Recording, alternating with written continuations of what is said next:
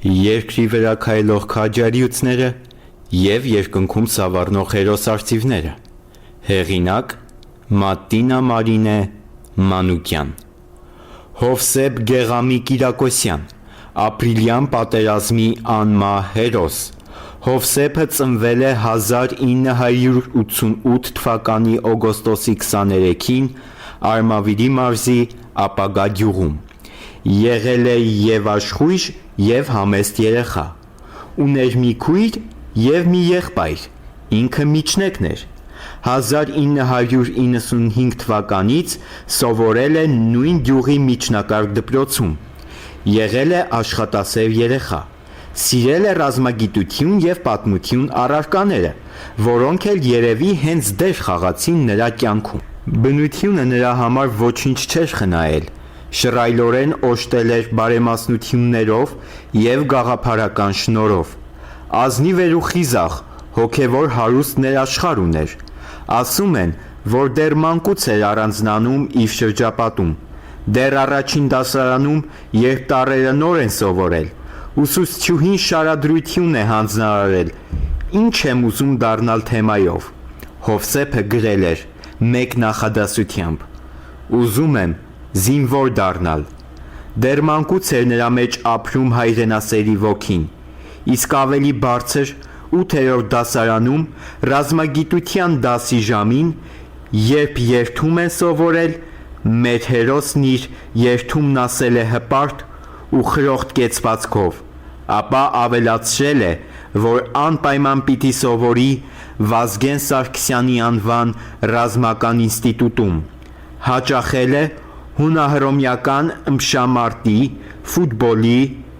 բայց հետո թողել է, ասելով, որ դրանք իրենը չեն։ Ինքը ռազմական ուղի է նախընտրում։ Դպրոցն ավարտել է 2005 թվականին։ Ավարտելուց հետո հրավեր է ստացել Գերմանիայից ուսումն այնտեղ շարունակելու իրավաբանական համալսարանում, սակայն հրաժարվել է, ասելով. «Ես օտար հողում ու օտարի տանն իմ համար ապագա չեմ կառուցի։ Իմ ապագան այստեղ է, իմ հայրենիքում»։ Ապացուցել է, որ իր խոսքի տերն է, երբ 10-րդ դասարանում վճռականորեն հայտարարել է ռազմական ինստիտուտ ընդունվելու իր ցանկության մասին։ Գործերը տալու համար պետք էր երկու ծնողի համաձայնությունը, սակայն հայրը դեմ է եղել, իսկ մայրը, հերոսացին տիկին Մարգարիտան, միշտ հպարտացել է տղայի ռազմական ինստիտուտում ստացած բարձր գնահատականներով։ Թեպետ սկզբում նա էլ է փորձել հետ պահել, բայց ստիպված են եղել զիջել, հակառակ դեպքում ժամկետային ծառայության ավարտից հետո ցանկություն ուներ կամավորագրվել և անցնել պայմանագրային ծառայության։ Հայրը ուղիղ մի ամիս փաստաթղթերը չի ստորագրել։ Հովսեփն ասել է. «Պա, դու չես ուզում ես սովորեմ»։ Հայրն ասել է. «Էլի սովորի, բայց ուրիշ տեղ»։ Նա պատասխանել է. «Չէ, պա, ռազմական ուղին է իմ կյանքը»։ Տիկին Մարգարիտային, հերոսի մորը, վերջապես հաջողվել է համոզել ամուսնուն։ Հուզված պատմում է հերոսացին մայրը. «Չգիտեմ Հովսեփը ոնց ինձ համոզեց, որ ես էլ ամուսնուս համոզեցի։ Ամուսինս, նեղվելով, զայրացած, վերջը ստորագրեց։ Հենց ստորագրեց, սիրտս լցվեց։ Ասացի. տղա ջան, ճիշտ է, հորդ համոզեցի, բայց ախր ճիշտ էր ասում, որ զինվորականի կյանք է։ Հիմա դու արդեն իմը չես լինելու»։ Ասաց. «Մա, ես էլի քոնն եմ, բայց և հայրենիքինն էլ եմ, հերոս ջան։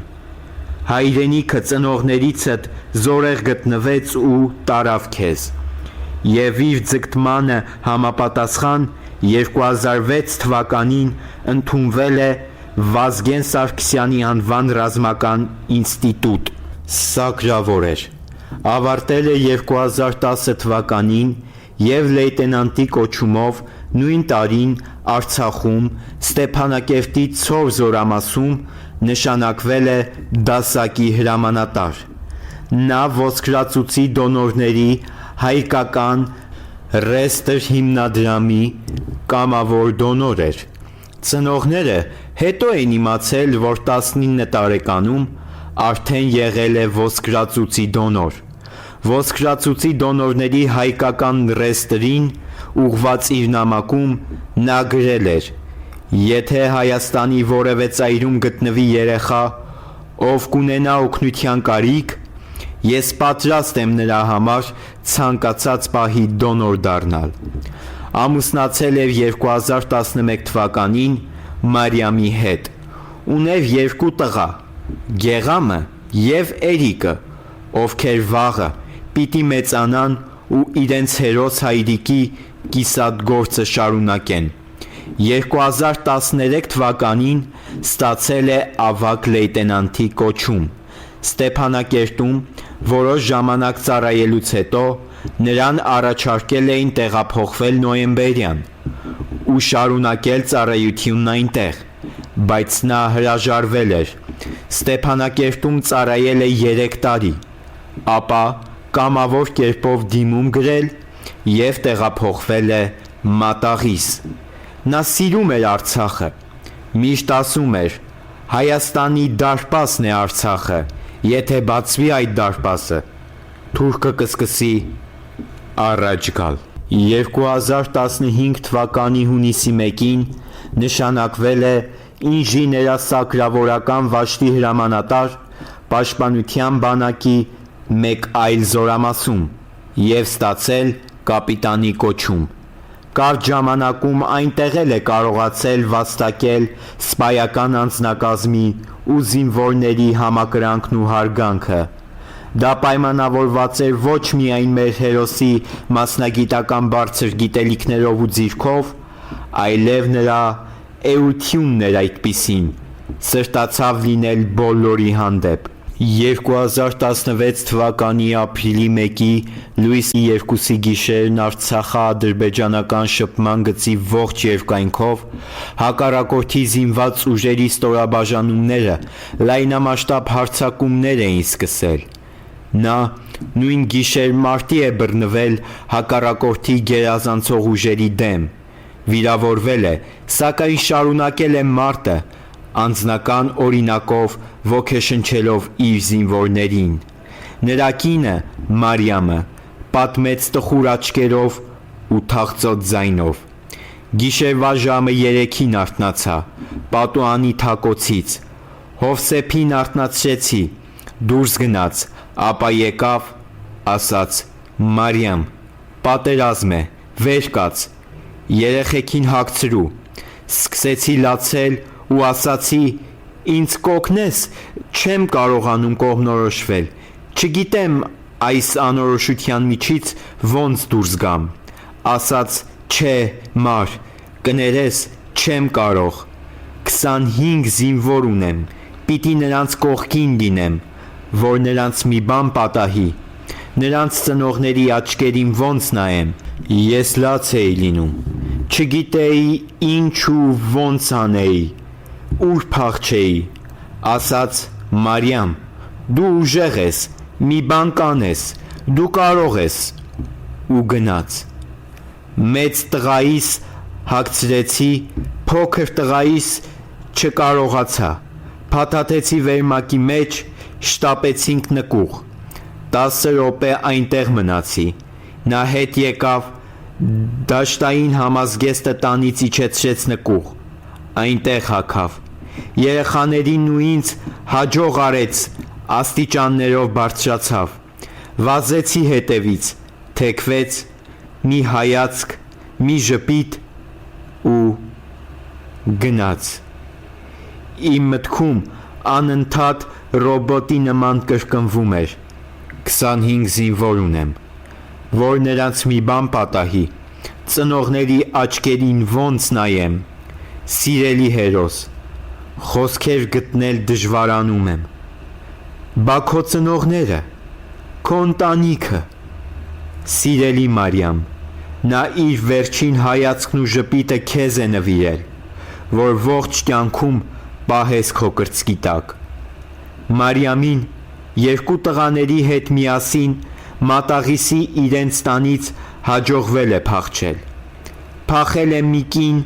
վարորդի հետ, ով ընդամենը 4 օր էր ինչ մեքենա վարել էր սկսել։ Ճանապարհին կրակել են մեքենայի ուղղությամբ։ Վարորդը ոտքը դրել է գազին, որ արագություն վերցնի անցնելու այդ կրակոցների միջից, իսկ Մարիամը մտածել է. եթե մեր ճակատին գրված է մեռնել, թեկուզ այդպես, բայց դրանց ձեռքը չընկնեմ երեխաներիս հետ։ Բայց Աստծո կամքով օրվա կեսին 12:27 Ստեփանակերտ են հասել ու ինքը զանգել է Հովսեփին։ Նա պատասխանել է կնոջ զանգին ու միայն մի բան է ասել. «Մարիամ, կգամ ձեր հետևից»։ Դա նրանց վերջին խոսելն է եղել, որից հետո այլևս չի կարողացել Մարիամը խոսել Հովսեփի հետ։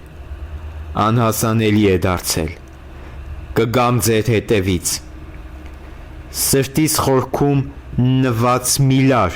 երբ սիրելի հերոս։ Մեր հերոսը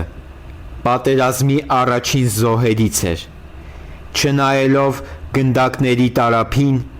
նա իր զինվորներին թողել է խրամատներում և անձամբ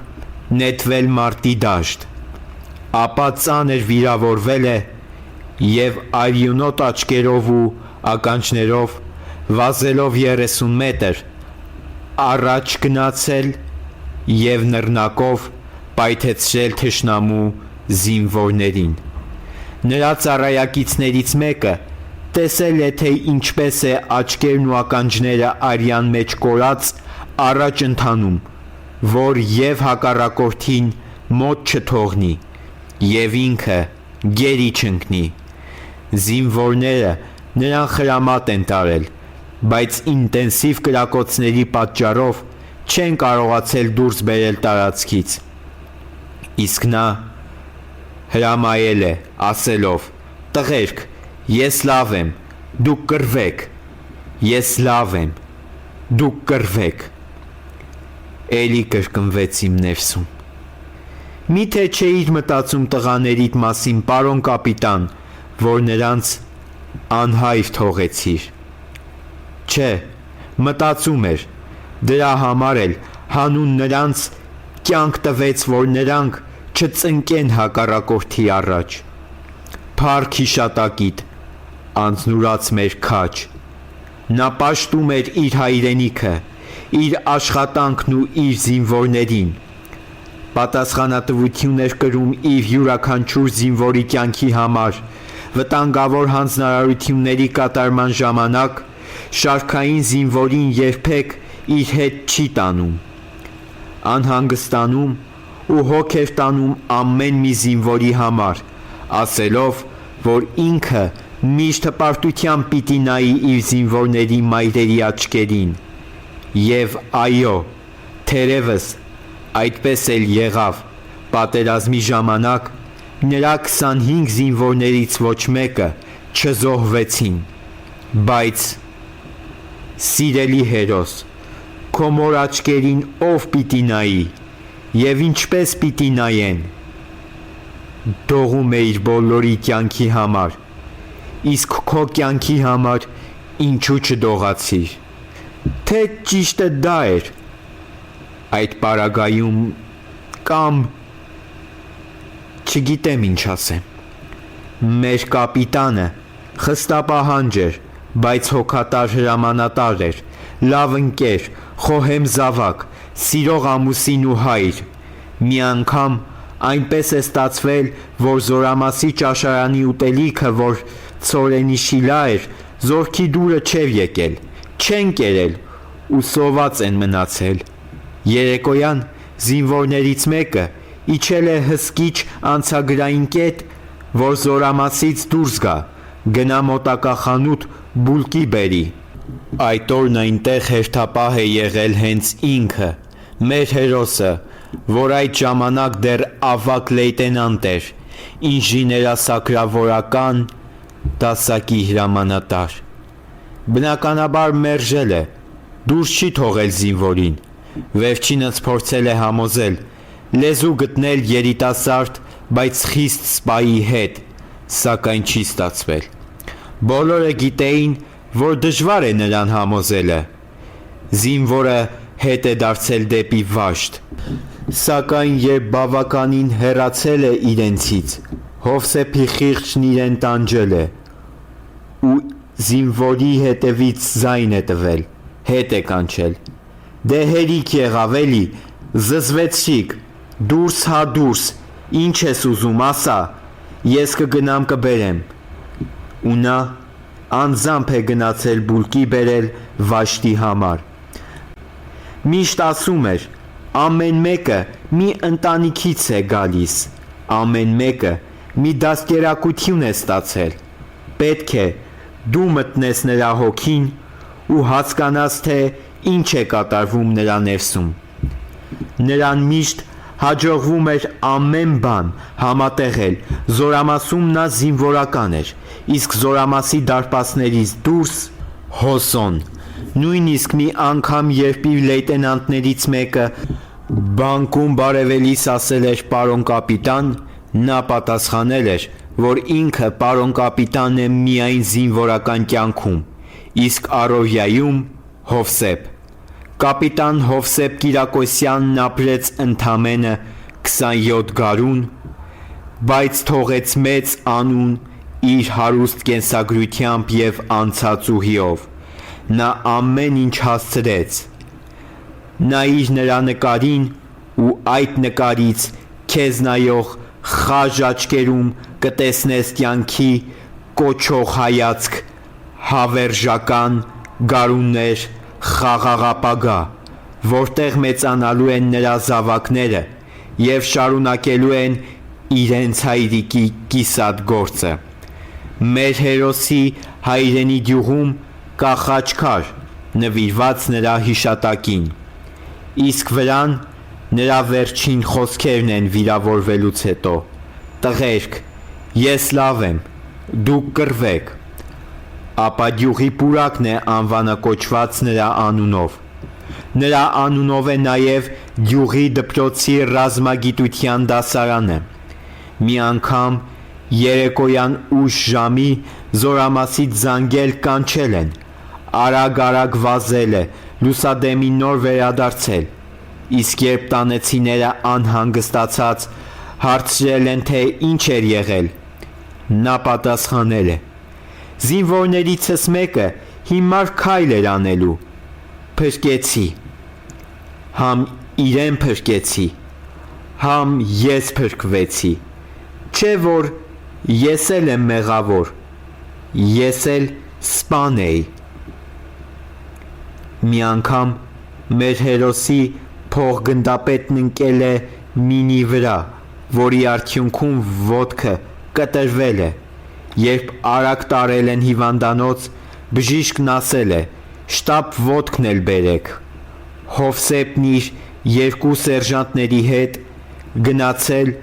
ոտքը գտել բերել է։ Այսօր այդ փողգնդապետը քայլում է առանց ձեռնափայտի, լրիվ ինքնուրույն, բայց մեր հերոսը չկա։ Ինժեներասակրավորական որևէ առաջադրանք կատարելու դեպքում, լիներ դա ականապատում թե ականազերծում, միշտ ինքն էր առաջինը գնում, մինչև մի քանի անգամ չէր ստուգում, որ ճանապարհն անվտանգ է, չէր թողնում զինվորներին առաջանալ։ Շատ ուշադիր հրամանատար էր, դրա հետ մեկտեղ շատ խստապահանջ, հետևում էր, որ ամեն զինվոր կատարի իր պարտականությունը, չշեղվի իր կարգացուցակից, այդ ամենը բերում էր կարգապահության, ամրապնդում էր զինվորական կոլեկտիվը, ու կարելի է ասել, որ վաշտը համախմբված էր նրա շուրջը։ Ինքը վաշտի լավ հրամանատար էր, ու դա գնահատվում էր բոլորի կողմից։ Շատ էր սիրում իր ընտանիքը, թեպետ աշխատանքը շատ ժամանակ էր խլում իրենից, բայց հասցնում էր լինել և պարտաճանաչ, սպահ, և սիրող ամուսին և շատ հոգատար հայր։ Ասում են, երեխաները կապված էին նրա հետ, երբ տանից դուրս էր գալիս, այդքան չէին լացում մոր հետևից, ինչքան նրա։ Մայրը, հերոսացին տիկին Մարգարիտան, հաճախ է անհանգստացել, որ տղայի դրած ականը կարող է վնասել հենց իրեն։ Տղաս, զգույշ եղի, ինքդ չվնասվեց։ Ծիծաղելով ասում էր. Չէ, մա, քո տղային սկի թուրքը չի կարողանում խփի, իմ դրած մինը ոնց կվնասի։ Սկի թուրքը չի կարողանում խփի։ Մխրճվեց իմ ուղեղում։ Բա այդ ինչպես պատահեց, որ… Ախ, հերոս ջան։ Նա հաճախ է նկատել, որ դիպուկահարների ուշադրության կենտրոնում է,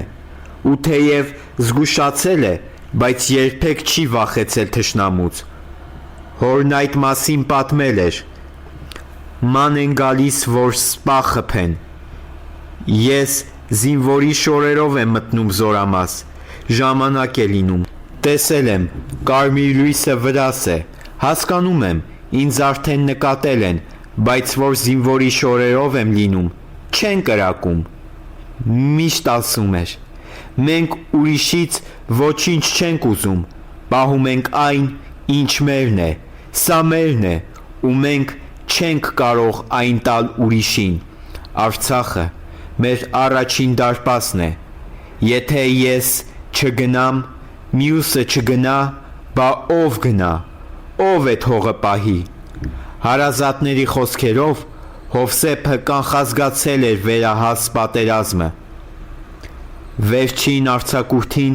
որ եկել էր քրոջ հետ նստած, հաղորդում էր նայում,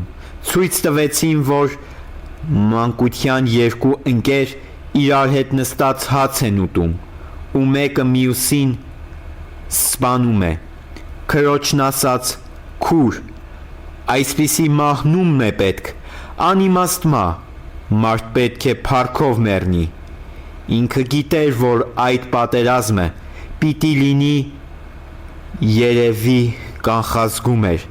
դրա համար էլ ձգտեց ու գնաց առաջին գիծ։ Իմանալով թշնամու հանկարծակի հարձակման մասին, շտապել էր ռմբակոծվող զորամաս, հասցրել դուրս բերել իր զինվորներին զորանոցից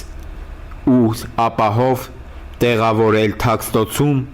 միևնույն ժամանակ անհանգստանալով իր ընտանիքի ապահովության համար։ Զանգել էր եղբորն ու խնդրել փրկել իր ընտանիքին։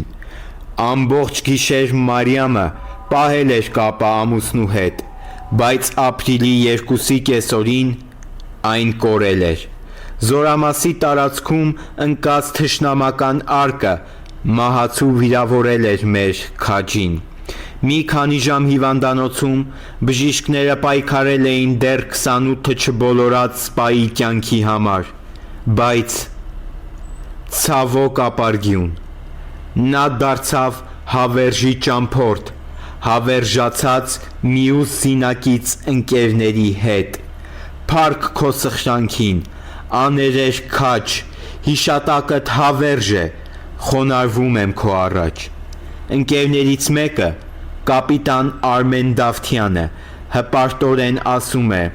եթե ամբողջ հանրագիտարանն ու բառալեզուն ուսումնասիրեմ, երևի հարմար բառեր չգտնեմ նրա մարդտեսակը ճիշտ նկարագրելու համար։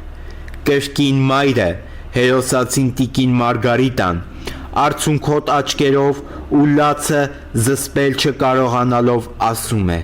երբ զանգեց եղբորն ու ասաց. հասի Արցախ, փրկի երեխեքիս, գոնե երեխեքիս, ես ասացի. բա դու էլ իմ երեխեն ես։ Ասաց. ես հեչ, երեխեքիս փրկեք, երեխեքիս։ Ես Աստծուն խնդրում էի, չէ, աղաչում էի, տիկին Մարգարիտայի ձայնը դարձավ ողբաձայն և բառերը հազիվ հասկանալի, որ ողջ մնար թեկուզ ոտքը կտրված, ձեռքը կտրված, հաշմանդամի անվասայլակին մնար, բայց կողքից լիներ։ Մի անգամ, երբ դեռ նոր էր տեղափոխվել մատաղից, մի օր զորամասի գեներալն է եկել ստուգումների, ու այդ ընթացքում մեր հերոսը մինապատման հանձնարարություն է ստացել և իրեն հատկացված ժամանակից 30 րոպե շուտ է վերադարձել։ Գեներալը զարմացել է նախ Հովսեփի արագ գործողության համար, ապա զարմացել է, որ Վաշտի հրամանատարը չգիտի, որ այսպիսի հմուտ ինժեներ ունեն, վերջինս էլ արդարացել է, թե նա նոր է տեղափոխվել իրենց մոտ, ու գեներալն անձամբ է մեր կապիտանին տեղեկացրել, որ պիտի վերջինս գնա հատուկ դասընթացների, որպեսզի մայորի կոչում ստանա, բայց չհասցրեց։ Ապրիլյան պատերազմը տակնուվրա արեց ամեն ինչ, երբ հեռուստատեսությամբ հայտնել են, որ 3 սպահի զոհ կա, սակայն անունները չեն տվել, հերոսացին մայրը ներքին բնազդով հոգու անասելի ցավ է ապրել և լացելով բարբառել է առ Աստված. Աստված, տեսնես ում տունը քանդվեց։ Ինչ իմանար խեղճ մայրը, որ իր իսկ բառերը հենց իր համար էին։ Նրան հերոս դաստիարակած ու վշտից վաղաժամ ծերացած հայրը, պարոն Գեղամը,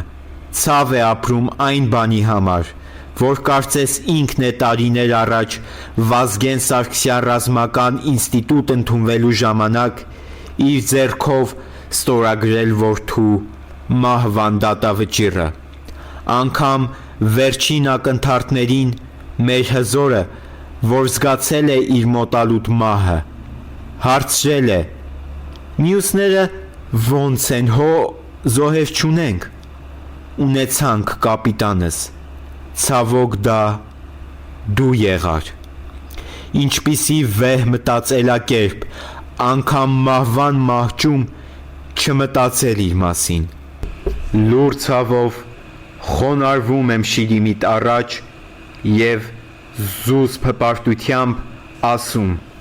ննջիր խաղաղությամբ, քաջ ու անվախ մեր հերոս։ Զավակներդ, Գեղամն ու Էրիկը, որոնց թողեցիր դեռևս 4 ու 3 տարեկաններում, իրենց մանկական խաղերում հաճախ էին քեզ նմանակում և խոստանում մեծանալով դառնալ քեզ արժանի զավակ։ Մեր հերոսը հետմահու պարգևատրվել է Հայաստանի Հանրապետության մարտական ծառայություն մեդալով։ Այսքան քաջ կապիտանի առաջ միայն պիտի խոնարհվել ու հպարտորեն ասել. պատիվ ունեմ։